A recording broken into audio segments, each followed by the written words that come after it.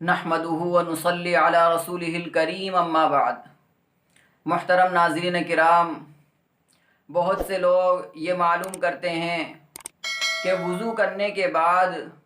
تولیے سے چہرہ اور ہاتھوں کو پونچھ سکتے ہیں یا نہیں،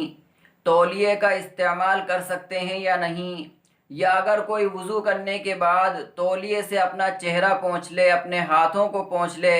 تو کیا اس کا وضو ٹوٹ جائے گا یا نہیں ٹوٹے گا؟ تو اس تعلق سے بھی یہ بات ذہن میں رکھیں کہ وضو جو انسان کا ٹوٹتا ہے وہ جسم سے کوئی ناپاک چیز نکل جائے تو اس سے وضو ٹوٹتا ہے، یا اسی طرح انسان نماز میں اتنی زور سے ہنس جائے کہ اس کی ہنسی کو قریب والا اور پاس میں کھڑا ہوا انسان سن لے تو اس سے نماز بھی ٹوٹ جاتی ہے اور وضو بھی انسان کا ٹوٹ جاتا ہے۔ لیکن جہاں تک تولیے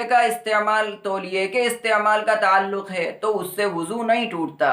ترمذی شریف کی روایت ہے، اللہ کے نبی علیہ السلام کا عمل بتایا، کان لرسول اللہ صلی اللہ علیہ وسلم خرقہ یلتف بها بعد الوضو۔ اللہ کے نبی علیہ السلام کا ایک خرقہ تھا، ایک تولیہ تھا یا ایک رومال تھا، اور وضو کے بعد آپ اس سے اپنے جسم کو خشک کر لیا کرتے تھے، پونچھ لیا کرتے تھے۔ اس سے یہ بات معلوم ہوئی کہ وضو کے بعد اگر کوئی رومال استعمال کر لے، تولیہ استعمال کر لے تو اس سے وضو نہیں ٹوٹے گا۔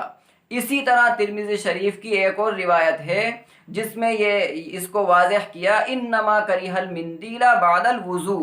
کہ وضو کے بعد اللہ کے نبی علیہ السلام نے رومال کو یا تولیے کو استعمال کرنا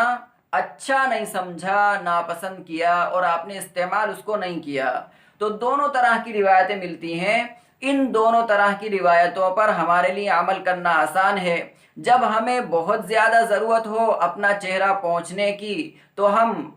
تولیے سے یا رومال سے اپنا چہرہ پونچھ لیں، اور جب ہم ضرورت محسوس نہ کریں، اپنے چہرے کو تر رکھنا ہمیں پسند ہو، ہاتھوں کو گیلا رکھنا ہمیں اچھا معلوم ہو رہا ہو، تو اس وقت ہم تو نہ تولیے کا استعمال کریں اور نہ ہی کسی کپڑے کا استعمال کریں، نہ رومال کا استعمال کریں، تو دونوں روایتوں پر عمل بھی ہو جائے گا۔ تو اس سے یہ بات واضح ہو چکی کہ انسان وضو کے بعد اگر تولیے کا استعمال کر لے یا رومال کا استعمال کر لے تو اس کا وضو نہیں ٹوٹتا۔ اللہ ہمیں شریعت کا ہر مسئلہ صحیح سمجھ کر عمل کرنے کی توفیق عطا فرمائے۔ وما علینا الا البلاغ۔